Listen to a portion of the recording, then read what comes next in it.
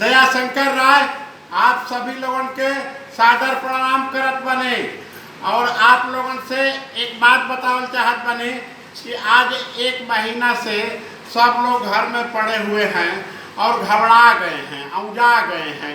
रात दिन तो लोग काम करते ही रहते थे, भागम भाग था, कोई इधर भाग रहा है, कोई उधर भाग रहा है, कोई कहीं जा रहा है, कोई किसी से पूछने वाला नहीं था कि आप जा कहाँ रहे हैं।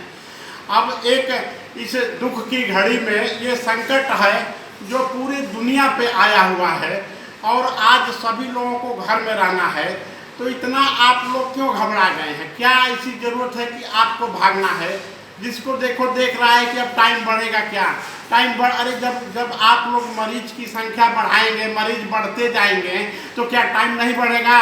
हम आप लोगों से हाथ जोड़ के निवेदन कर रहे हैं कि 3 मई तक आप लोग मरीज की संख्या घटा दें, कोशिश करें कि एक भी मरीज न बचे और ऐसे ही मरीजों की संख्या बढ़ाते रहेंगे तो टाइम भी बढ़ता रहेगा।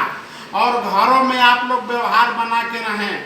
हमारे नाना जी भोजपुरी कवि बक्सर के, उनका पता है कि चौसा बक्सर बीच में गंगा से कुछ दूर, नाम कैलाश बाटे गांव कमरपुर। उन्होंने 50 वर्ष पहले एक परिवार पे कविता लिखा था।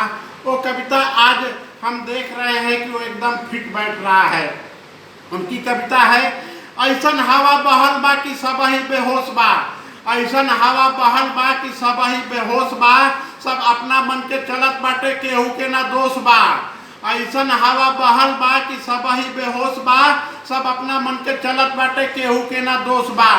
न भाई सुने भाई के, न ननद भौजाई के, न भाई सुने भाई के, न ननद भौजाई के, न दासी सुने दास के, न पतोह सुने सास के, न दासी सुने दास के, न पतोह सुने सास के, न चेला सुने गुरु के, न नारी सुने नर के, न चेला सुने गुरु के, न नारी सुने नर के। ये हाल बाटे कैलाश घर घर के, ये हाल बाटे कैलाश घर घर के। जय हिंद, जय भारत।